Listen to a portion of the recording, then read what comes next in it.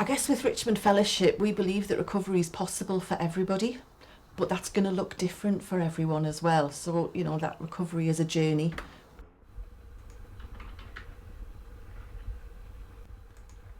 Within our services, we have recovery workers who would key work someone. So everybody has a named worker, and that's their primary worker that they would see every week, sometimes 2 and 3 times a week, depending on the service. It might be every day. The recovery workers work in a really personalised way, so it's very person-centred.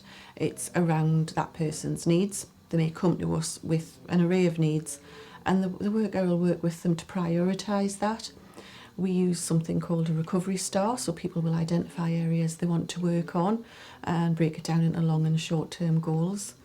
We'll work on those.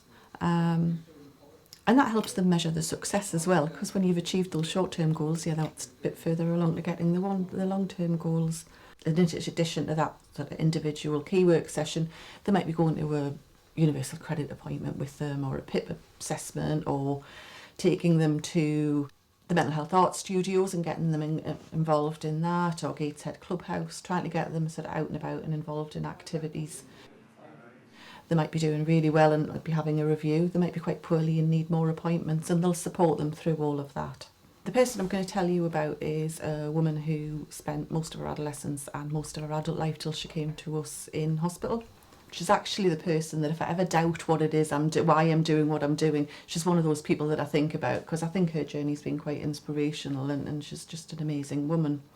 And she spent most of her adolescence and pretty much all of her adult life until she came to us in hospital. So she'd spent something like 20 odd years in hospital, all told. She was quite institutionalised. She came into one of our services and really struggled.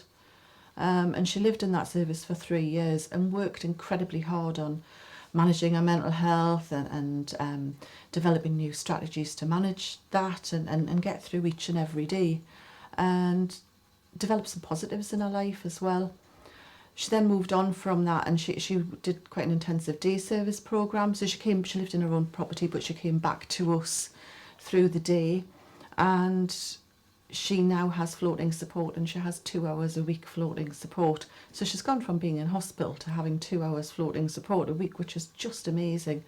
She volunteers 2 days a week with a charity for older people, and she travels all over the country for Richmond Fellowship, and she actually reviews the quality of our services right across the country.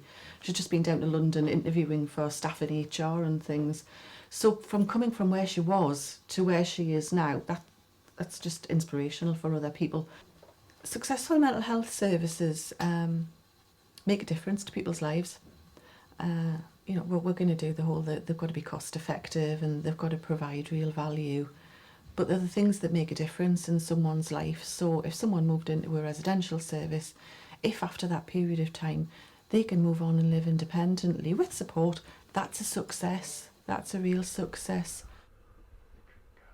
I do think that Gateshead are very keen on listening to the voluntary sector, and are very good at consulting, not just with people that deliver the services, but people who use the services. And I think that's a real strength in Gateshead. So there's always improvements that could be made, and we'll always ask for extra funding, but I think Gateshead take a really creative approach to it.